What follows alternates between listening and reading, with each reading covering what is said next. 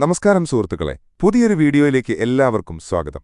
അടുത്തിടെയായി നമ്മുടെ കേരള മുഖ്യമന്ത്രി പല പോഡ്കാസ്റ്റുകളിലും കാഷ്വൽ അഭിമുഖങ്ങളിലും വളരെ സജീവമായി പ്രത്യക്ഷപ്പെടുന്നത് നിങ്ങൾ ശ്രദ്ധിച്ചിട്ടുണ്ടാകും. ഗൗരവമേറിയ രാഷ്ട്രീയ ചർച്ചകളിൽ നിന്ന് മാറി വളരെ ലഘുവായ, നർമ്മം കലർന്ന രീതിയിലുള്ള ഇത്തരം അഭിമുഖങ്ങൾ കാണുമ്പോൾ നമുക്കൊരു കാര്യം വ്യക്തമാകും: മുഖ്യമന്ത്രിയുടെ പ്രതിച്ഛായ ഒന്നുകൂടി ജനകീയമാക്കാൻ കൃത്യമായ ചില PR തന്ത്രങ്ങൾ ഇതിന് പിന്നിലുണ്ട്. എന്നാൽ PR ഏജൻസികൾ സൃഷ്ടിച്ചെടുക്കുന്ന ഈ പുതിയ മുഖവും മുഖ്യമന്ത്രിയുടെ യഥാർത്ഥ ഭരണശൈലിയും തമ്മിൽ എത്രത്തോളം പൊരുത്തപ്പെടുന്നുണ്ട്? ഇന്നത്തെ വീഡിയോയിൽ നമ്മൾ പരിശോധിക്കാൻ പോകുന്നത് അതാണ്. ഒരു യൂട്യൂബറുടെ പോഡ്കാസ്റ്റിൽ വളരെ കൂളായി വന്നിരുന്ന് സംസാരിക്കുന്ന മുഖ്യമന്ത്രിയെയാണ് നാം ഈയിടെ കണ്ടത്. എന്നാൽ മുൻകൂട്ടി തയ്യാറാക്കാത്ത, പ്രതീക്ഷിക്കാത്ത ചോദ്യങ്ങൾ വരുമ്പോൾ അദ്ദേഹത്തിന്റെ ഈഗുൾനെസ് എവിടെ പോകുന്നു എന്നത് വലിയൊരു ചോദ്യമാണ്.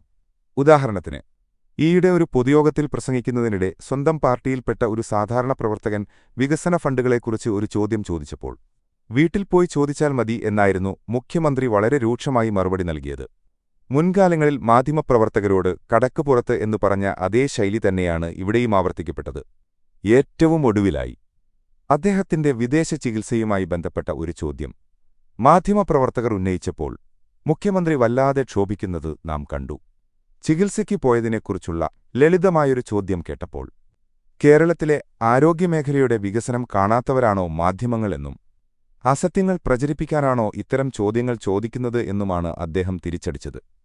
തയ്യാറാക്കിവെച്ച PR സ്ക്രിപ്റ്റുകൾക്ക് പുറത്ത് ഒരു ചോദ്യം വരുമ്പോൾ ഈ സഹിഷ്ണുതയൊക്കെ എവിടെ പോകുന്നു എന്ന് ജനങ്ങൾ സ്വാഭാവികമായും ചിന്തിച്ചുപോകും.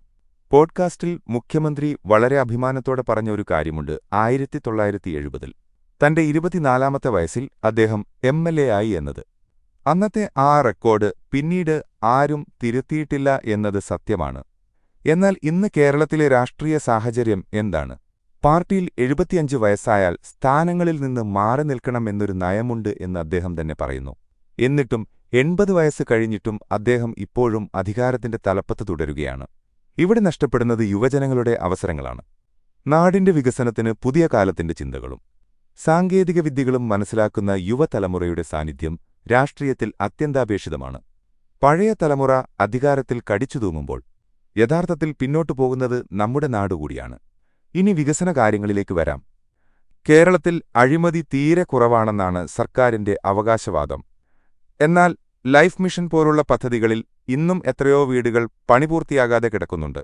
ചില സാധാരണക്കാരായ മനുഷ്യരും സന്നദ്ധ പ്രവർത്തകരും സ്വന്തം പോക്കറ്റിൽ നിന്ന് കാശെടുത്ത് ഇത്തരം വീടുകൾ പൂർത്തിയാക്കി കൊടുക്കുമ്പോൾ ഒടുവിൽ തെരഞ്ഞെടുപ്പ് വരുമ്പോൾ അതിന്റെ ക്രെഡിറ്റും വെച്ചുകൊടുക്കുന്നത് സർക്കാരാണെന്നത് ഒരു വിരോധാഭാസമാണ്. ഇവിടുത്തെ റോഡുകളുടെ അവസ്ഥ മുഖ്യമന്ത്രി തന്നെ അഭിമുഖത്തിൽ തുറന്നു സമ്മതിക്കുന്നുണ്ട്.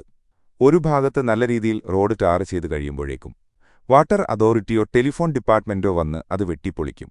വകുപ്പുകൾ തമ്മിൽ യാതൊരു ഏകോപനവുമില്ല എന്ന് 10 വർഷം തുടർച്ചയായി ഭരിച്ച ഒരു മുഖ്യമന്ത്രി തന്നെ പറയുമ്പോൾ അത് ഭരണപരമായ വലിയൊരു പരാജയമല്ലേ എന്ന് നമ്മൾ ചിന്തിക്കണം.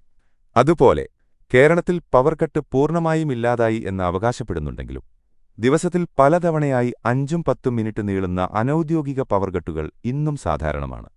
ടൂറിസം മേഖലയുടെ കാര്യമെടുത്താലും സ്ഥിതി വ്യത്യസ്തമല്ല. കോവളം മുതൽ ബേക്കൽ വരെയുള്ള ജലപാതയും മുഴുപ്പിലങ്ങാട് ബീച്ച് വികസനവുമൊക്കെ കേൾക്കാൻ നല്ലതാണെങ്കിലും വർഷങ്ങളായിട്ടും ഈ പ്രൊജക്ടുകൾ ഇഴഞ്ഞു നീങ്ങുകയാണ്. യുദ്ധകാലാടിസ്ഥാനത്തിൽ തീർക്കേണ്ട പല പദ്ധതികളും ചുവപ്പുനാടയിൽ കുടുങ്ങിക്കിടക്കുന്നു. കേരയിൽ പോലുള്ള പദ്ധതികൾ പരിസ്ഥിതിക്ക് ദോഷകരമാണെന്നറിഞ്ഞിട്ടും അത് നടപ്പിലാക്കാൻ ശ്രമിച്ചതും പിന്നീട് കേന്ദ്രത്തിന്റെയും പ്രതിപക്ഷത്തിന്റെയും തലയിൽ പഴിചാരി പിന്മാറിയതും നമ്മൾ കണ്ടതാണ്. ചുരുക്കത്തിൽ പറഞ്ഞാൽ, കോടിക്കണക്കിന് രൂപ മുടക്കി സിനിമാ നടന്മാരെയും ഇൻഫ്ലുവൻസേഴ്സിനെയും വെച്ച് നടത്തുന്ന PR വർക്കുകൾക്ക് ഒരാളുടെ ഇമേജ് കുറച്ചുനേരത്തേക്ക് നന്നാക്കാൻ കഴിഞ്ഞേക്കാം. എന്നാൽ ഗ്രാമങ്ങളിലെ തകർന്ന റോഡുകളും ചോദ്യങ്ങളോടുള്ള അസഹിഷ്ണുതയും പണിതീരാത്ത വീടുകളും ഈ PR ഫ്രെയിമുകൾക്ക് പുറത്തുള്ള വലിയ യാഥാർത്ഥ്യങ്ങളാണ്. ഈ വിഷയത്തിൽ നിങ്ങളുടെ അഭിപ്രായം എന്താണ്? മുഖ്യമന്ത്രിയുടെ ഈ പുതിയ പോഡ്കാസ്റ്റ് ഇന്റർവ്യൂകൾ ഒരു മാറ്റത്തിന്റെ സൂചനയാണോ? അതോ വെറുമൊരു തിരഞ്ഞെടുപ്പ് തന്ത്രം മാത്രമാണോ? താഴെ കമന്റ് ബോക്സിൽ രേഖപ്പെടുത്തുക. വീഡിയോ ഇഷ്ടപ്പെട്ടാൽ ലൈക്ക് ചെയ്യാനും ചാനൽ സബ്സ്ക്രൈബ് ചെയ്യാനും മറക്കരുത്. മറ്റൊരു വീഡിയോയുമായി വീണ്ടും കാണാം. നന്ദി.